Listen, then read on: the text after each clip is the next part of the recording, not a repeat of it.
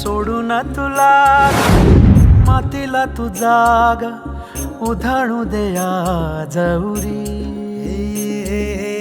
उजाडू दे आज साकड हे माग होऊ दे. नमस्कार, मी रुद्रांक मोरे. आज आपण आदर्श विद्यालयामध्ये आहोत. आपण पाहू शकता आदर्श विद्यालयामध्ये हिंदी, मराठी आणि इंग्रजी विषयाचे भाषा प्रदर्शन भरलेले आहे. सर्व विद्यार्थ्यांनी खूप सुंदर मॉडेल बनवून आणलेले आहेत.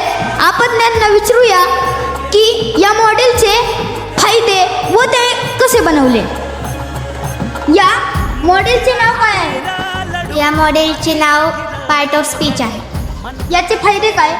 यावरून आपल्याला जे 8 पार्ट ऑफ स्पीच आहेत त्यांचे डेफिनेशन्स आणि त्यांचे एक्झाम्पल्स कळते, ज्याच्यावरून आपण त्याचा वापर करू शकतो. एक्झाम्पल सांगशील? आता नाऊनचा एक्झाम्पल म्हणजे राम, लायन वगैरे. परत प्रोनाऊन म्हणजे ही, शी, हर असं. हा, तर तुझं नाव काय आहे? सिद्धी मस्के. तू जे मॉडेल बनवलेले आहेत त्याचे नाव काय आहे? आम्ही बनवलं आहे पार्ट्स ऑफ स्पीच. ह्याच्यामध्ये 8 भागाचे प्रकार आहेत. ह्याच्या आतमध्ये याचे सब टाईप्स आणि डेफिनेशन दिले आहेत. तू दाखवशील? हो दाखव. ह्याचे सब टाईप, नाऊनचे सब टाईप आहेत कॉमन, प्रॉपर, कलेक्टिव्ह, अट्रॅक्ट, इतके हे सगळे आहेत. 8 प्रकारचे हे एक्झाम्पल्स आणि हे डेफिनेशन वगैरे.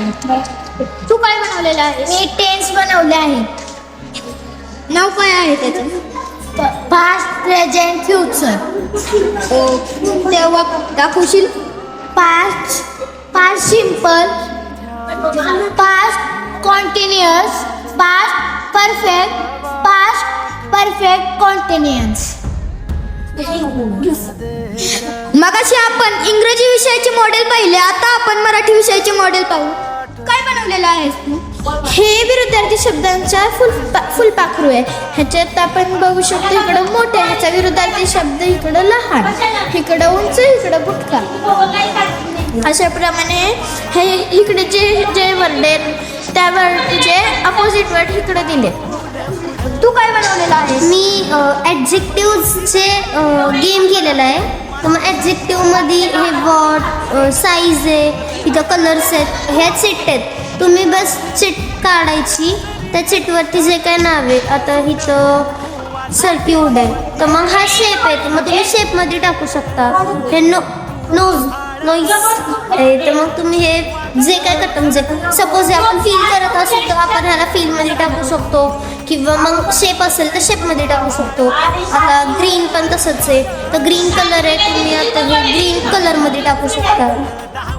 असं तर मग हा गेम आहे, हा तुम्ही सॉल्व करायचा. तर आपण हिंदी विषयाचं पाहू. आपण अजून एक मॉडेल पाहू. तर तुझं नाव काय आहे? माझे नाव युवराज विक्रम कांबळे. मी इयत्ता 7वी ब मध्ये शिकत आहे. मी समानार्थी शब्दाचा चार्ट बनवलेला आहे.